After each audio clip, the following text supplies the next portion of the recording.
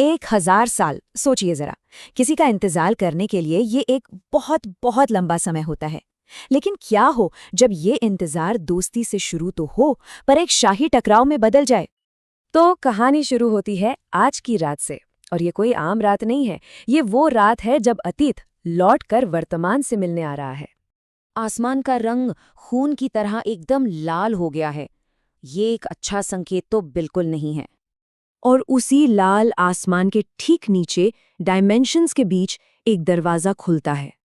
हवा में ना एक अजीब सी एनर्जी है। ये साफ महसूस हो रहा है कि जो भी आ रहा है वो इस दुनिया का तो नहीं है, वो कुछ बहुत बहुत पुराना है। और फिर पानी से एक सिलुएट निकलता है जिसकी आंखें सिर्फ एक ही इंसान पर टिकी हैं, कर्ण। और वो कहता है, आमी एखुनो मोरी नहीं कर्णा, मतलब मैं अभी मरा नहीं हूं कर्ण। ये शब्द सीधे कर्ण के अतीत से आए हैं। तो सवाल ये है कि ये रहस्यमयी विजिटर आखिर है कौन, और इतने सालों बाद वो कर्ण के सामने क्यों खड़ा है? इसका जवाब जानने के लिए हमें समय में 500 साल पीछे जाना होगा। चलिए उस दौर में चलते हैं जहां से ये सारी कहानी शुरू हुई थी। एक ऐसी जगह जो हमारी दुनिया से बिल्कुल बिल्कुल अलग थी। ये जगह थी एक्सी डायमेंशन। सोचिए, एक ऐसी दुनिया जहां समुद्र और आसमान में कोई फर्क ही नहीं, दोनों एक हो चुके हैं। यहीं से कर्ण और उस सर्प की कहानी शुरू होती है। तो इस डायमेंशन में एक युवा समुद्री सर्प बुरी तरह घायल, बस मरने ही वाला था। तभी वहां एक लड़का आता है, कर्ण। वो बड़ा अजीब था। जहां सर्प पूरी तरह टूटा हुआ था, वहीं कर्ण एकदम शांत और शक्तिशाली लग रहा था। कर्ण ने उस मरते हुए सर्प को देखकर बस इतना कहा, तू ही एखनो मॉरिशनी, मतलब तू अभी मरा नहीं है। सोचिए, ये वही शब्द है जो 500 साल बाद उस सर्प ने, जिसका नाम अब रुद्र है, कर्ण के सामने दोहराए। कर्ण ने अपनी शक्ति से उसे बचाया और बस वहीं से उनके बीच एक रिश्ता बन गया। ये दोस्ती ना बातों से नहीं बनी थी, ये बनी थी साथ लड़ी गई लड़ाइयों से, खतरों का सामना करने से और एक दूसरे की खामोशी को समझने से। और ये रिश्ता तब और भी गहरा हो गया जब रुद्र ने कर्ण को बंधु कहा, यानी दोस्त। उनकी दोस्ती बहुत मजबूत लग रही थी। लेकिन फिर वो दिन आया जिसने सब कुछ बदल दिया और 1000 साल लंबे इंतजार की नींव रखी। एक दिन बिल्कुल अचानक कर्ण ने रुद्र से कहा, अमार जेते हबे, यानी मुझे जाना होगा। बस सिर्फ इतना ही। कोई वजह नहीं बताई, अलविदा तक नहीं कहा। रुद्र ने जैसे ही अपनी नजरें घुमाई, कर्ण जा चुका था। वो बस अकेला और हैरान खड़ा रह गया। और यहीं से कहानी का सबसे बड़ा, सबसे नाटकीय मोड़ आता है।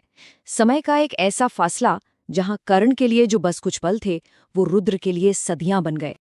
तो सवाल ये है कि जब कर्ण अपनी दुनिया में वापस लौटा तो असल में कितना समय बीता था? जवाब सच में चौंकाने वाला है।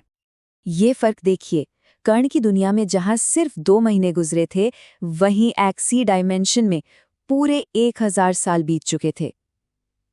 1000 साल। इन 1000 सालों में रुद्र सिर्फ हाथ पर हाथ धरे इंतजार नहीं कर रहा था। अरे नहीं, वो एक छोटे से सर्प से समुद्री सर्पों का राजा बना, फिर सम्राट बना और आखिरकार एक ऐसी किंवदंती बन गया जिसका नाम पूरे डायमेंशन में गूंजता था। लेकिन अपनी सारी ताकत और शोहरत के बावजूद हर रात पूरे 1000 साल तक बस एक ही सवाल रुद्र को अंदर ही अंदर खाता रहा, कर्ण क्यों नहीं आया? कर्ण वापस क्यों नहीं आया? और बस यही सवाल उसे आज 1000 साल बाद खींचकर कर्ण की दुनिया में वापस ले आया है। तो अब ये सिर्फ दोस्तों की मुलाकात नहीं है, ये एक राजा का सामना है। रुद्र कर्ण को देखकर कहता है, तू मेरा दोस्त बताया है इसलिए नहीं आया, यानी मैं इसलिए नहीं आया क्योंकि तुमने मुझे दोस्त कहा था। वो आगे कहता है, किंग होके आया हूं, मैं एक राजा के तौर पर आया हूं। ये साफ है कि अब वो नहीं रहा जिसे कर्ण छोड़कर गया था। उसका मकसद अब दोस्ती से कहीं ज्यादा बड़ा है। तो उस लाल चांद के नीचे आज 2 पुराने दोस्त नहीं, बल्कि 2 दुनियाएं आमने सामने खड़ी हैं। एक तरफ है कर्ण, एक ऐसा इंसान जो अंदर से एक दैत्य भी है, और दूसरी तरफ है रुद्र, एक ऐसा दैत्य जिसके दिल में आज भी वफादारी जिंदा है। ये कहानी हमें दिखाती है कि चाहे कितना भी समय क्यों न बीत जाए, अतीत हमेशा वर्तमान तक पहुंचने का रास्ता खोज ही लेता है। और जब 1000 साल पुराना बंधन एक टकराव बनकर लौटता है तो उसका अंजाम क्या होगा?